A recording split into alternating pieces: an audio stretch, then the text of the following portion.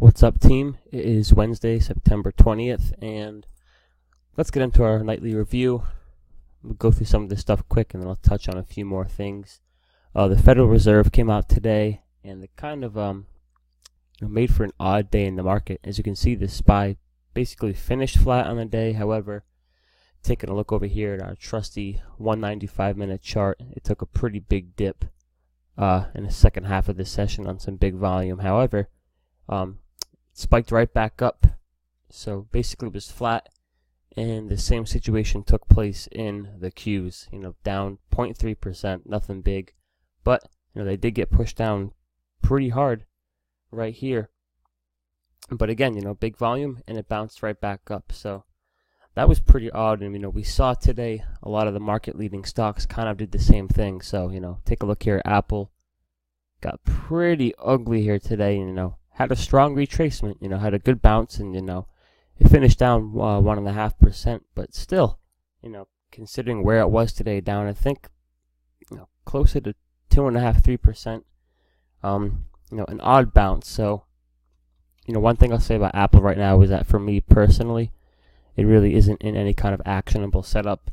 And what I mean by that is it's not it's not in a squeeze, which is mainly what I look for. It's not in a clear pullback. There's no really clear support, resistance. It's what I call no man's land right now. So I'm gonna just watch this one from the sidelines now and give it some time to get its shit together.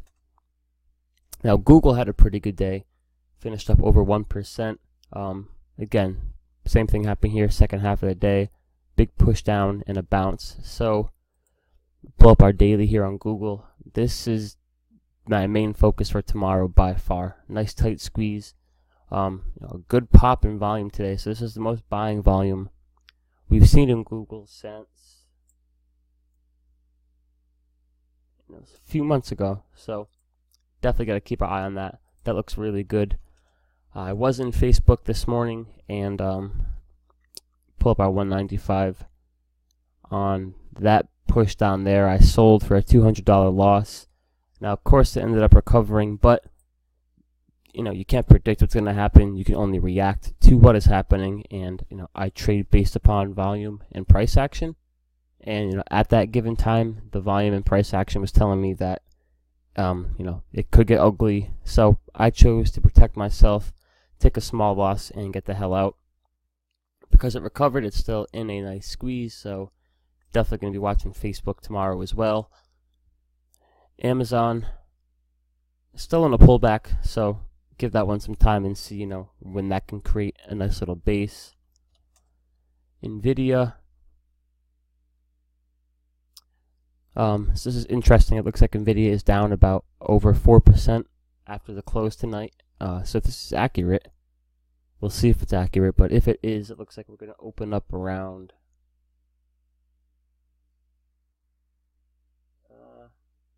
call it 179 or so. So that'd be pretty nasty gap down. So definitely, if you guys have a position in Nvidia right now, keep your eye on that going into tomorrow, because it could be a gap down. And Netflix, quiet day, nothing actionable here either, in my opinion. Push down, bounce right back up. So that was basically the story of today. Second half of the session, we saw a big push down in the indexes and the leaders, and then pretty quickly, found some support and got a bounce back. So going to be interesting to see what tomorrow brings. I'm still holding my short in Under Armour. Had a nice day today, down almost 3%, so up almost about $600 on this one at the moment. You can see we got our entry right here, and that's just a crap load of selling volume. So excuse me, I would not be surprised to see this one continue down. I think 14 isn't really out of question, so we'll see. That's definitely a good start to that trade. And towards the close, I also took MTW. Nice squeeze here, guys. Pop on volume today. Moving out on the 195 squeeze on some good volume today. So as you guys know, that's my green light to get in. I took a position through options calls, risking a little over $500, nothing big. However, they're pretty leveraged. A move to $9 will give me a 100% return, and that's only about a 9% move in the actual stock. So, could turn out to be one of those trades that, you get a decent profit and just stash that, in your back pocket and use that profit, to go towards risk on a bigger trade, something like, the Google setup. It's always good to have, smaller trades that can fund, bigger trades such as this. So, definitely going to watch Google tomorrow. I'll be watching Facebook. And of course, Under Armour and MTW. Now, a few of you guys wanted me to check out a few stocks for you, so let me do that now. My brother Tyler wanted me to check out XRX, Xerox. I like it, man. I can already tell you that. I like it. Nice little squeeze here going on the 195. We had a nice dry up in volume here. And as you can see today, it looks like some of that buying volume was starting to peek its head through. That is definitely nice to see before considering an entry. And let me blow this up to get, a long-term idea of it. Yeah, man, that's a beautiful setup. Nice and early, kind of the second leg up here. Not facing any kind of resistance anytime soon. It's got about, till $35 or so before it could face resistance. So I like it. If I were to play this one, and I actually will throw that on my list for tomorrow, I'm just simply going to look for a continuation of this volume tomorrow, and then I would enter and go long. So definitely a nice setup, and here's a great example of the exact kind of, setup I like to look for. The squeeze on quiet volume, an increase in buying volume, and the stock takes off. So yeah, Tyler, I definitely like Xerox, man. It's a good choice. And Ryan wanted me to look at Domino's. Alright, so let me take a look at this and get my mind around it.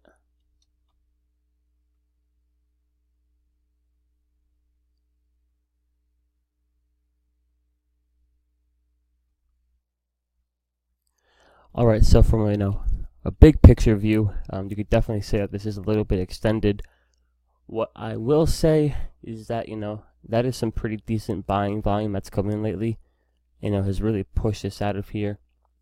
The other thing I'm seeing is that very quickly around 175, the big money out there pretty much put a line in the sand saying, we want to accumulate shares right here. So, it kind of looks like a stock under accumulation. Now, this could fail and turn over. So, if you were looking to go short this, Ryan, what I would do is just be patient and hold off. And what I would wait for is, something like this squeeze over here. Let me see if I can see that on the 195. That's what I would look for, rather than buying or going short, into the momentum. I would wait for it to kind of consolidate and then, let the volume be an indication inside that consolidation of what direction it may come. So, this could go up towards 200, kind of trade sideways for a bit. And then you could start to see, a leak towards the bottom on volume like that. And to me personally, that would be an ideal time to go short. Now, everyone has a different, picture in their mind. Everyone's got a different game plan. But, personally, if you're looking for my advice, I would, sit back on Domino's for now and at least let it, form some kind of base and consolidation before you do go short. So, definitely one to keep your eye on, though, because this buying volume could end up fading. And, it could have a nice little short-term push. So, definitely keep that on your radar, without a doubt, man. Alright, so that's pretty much it, guys. Went over our market review, looked at tomorrow's setups, and checked out a few setups for you guys. One thing I wanted to talk about briefly is tomorrow night's video. We got a full series starting tomorrow night on, supply and demand.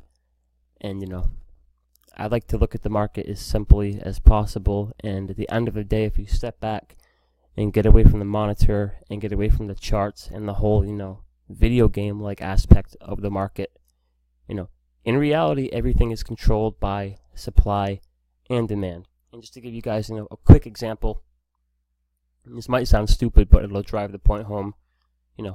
Say you own a fruit stand and you sell oranges. Now, say you sell an orange for, $1. So $1 an orange.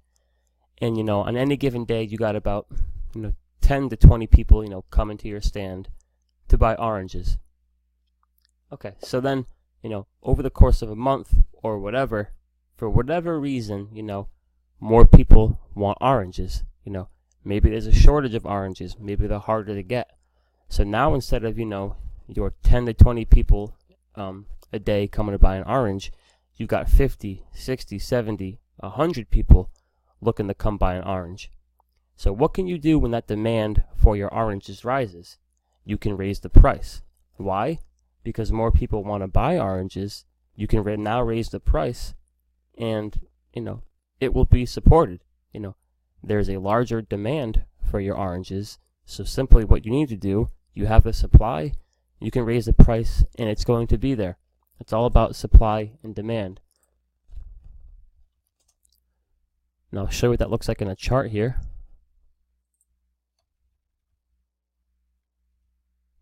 Okay, so right here, for this period right here, from February to, got that wrong.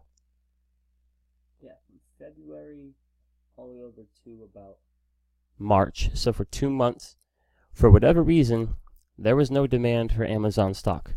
So in return, what happened? No real demand, the stock didn't go anywhere. Then, for whatever the reason may be, there was a demand for Amazon stock. More people wanted it, more people wanted to take the current supply of Amazon stock that was available. So just like our oranges, now there's a bigger demand for Amazon stock. Look what happens to the price. We went from 860 in a short period of time and ended up hitting a high of almost 1,100.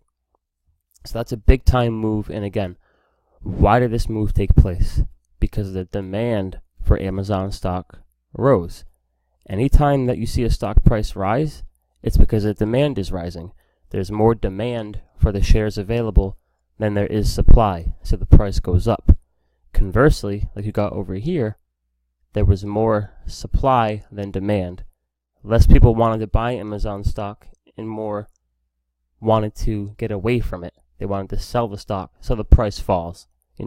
Less people want it, the price falls down. So I hope that makes sense to you guys. The same thing can be said for, take Jordan sneakers, for example.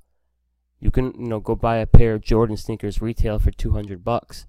And if there's a big enough demand for the sneaker, you can then go sell it for, $500, $600, because there's a demand to support that price. However, if you bought those J's for $200 and for whatever reason nobody ended up wanting them, the demand for them dropped down, now there's too many of those sneakers going around. No one's going to want to pay $200. You'll be lucky to sell it for $150 or $100 now. So that's what our video is going to jump into in detail tomorrow night. Just want to give you guys a little kind of a preview of what we'll be looking at. So be prepared to hear more from me tomorrow night in our new video series, Peep the Oranges, and we will see what tomorrow brings. And definitely keep your eye on Google tomorrow, guys. All right, I'll talk to y'all tomorrow.